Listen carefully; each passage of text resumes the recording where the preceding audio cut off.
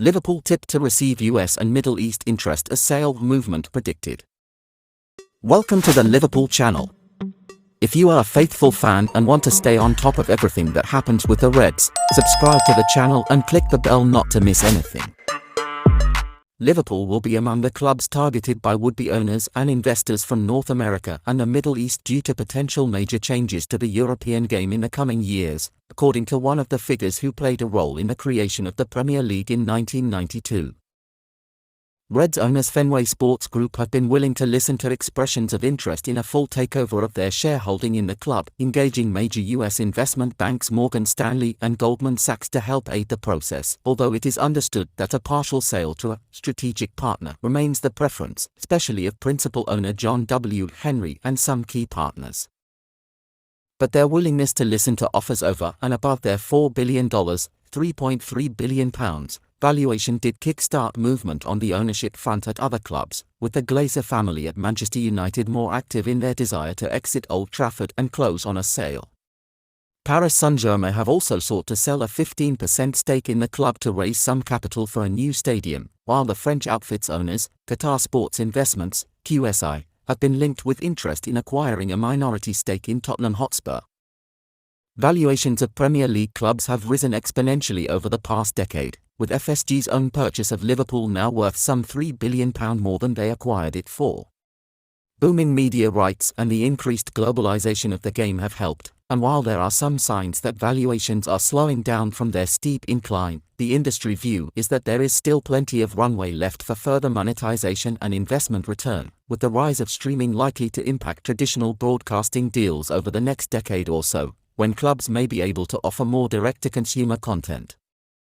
It is the view that that bubble, which has long been suggested would burst, still has room to grow that will be attractive to both US investors and those in the Middle East, with the latter suggested by John Smith, one of English football's first super agents and the current executive chairman of Sport Media Ventures Limited, as potentially driving another Super League plan in the future. Speaking in his column for CourtOffside.com, Smith said, "Looking around, there is still a swirl of ownership changes.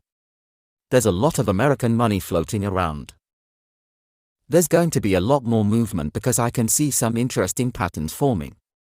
The fact Gianni Infantino has now lived in Qatar for 6 months and considering how successful their World Cup was this winter, I can't see Qatar not funding expansion into global football. How that may look, I'm not sure, but they could obviously help FIFA with their plans to extend the Club World Cup because that would slightly marginalize Alexander Ceferin and his plans to expand the Champions League. Beyond that, there's a swirl of Middle Eastern money, along with American money, that is being lined up to globalize sport, and football is at the very top of that list.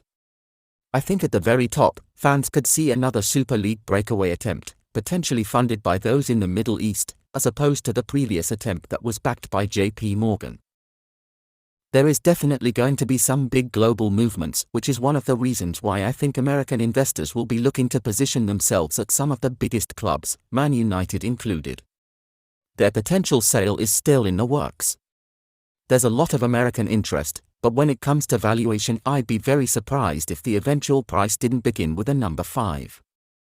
While there has been much reported interest in Liverpool, with names such as multi-billionaires Mukesh Ambani and Steve Ballmer linked along the way, the echo has been told by well-placed sources in the US that there has been no real interest to this point and that little has materially changed since it was first revealed by The Athletic at the start of November that FSG would be open to selling the club.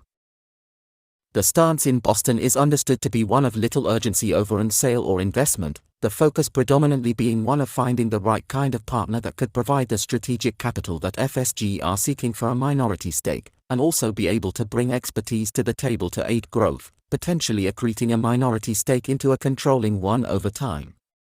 Such a move would remove risk for FSG, provide them with a clear exit strategy, inject capital and avoid them leaving money on the table with an early sale at a time when valuations continue to grow and changes may be afoot to increase the amount of revenue that clubs of Liverpool's size and stature may be able to generate. Want to have quick and exclusive news about Liverpool? Then subscribe to the channel and click the bell not to miss anything.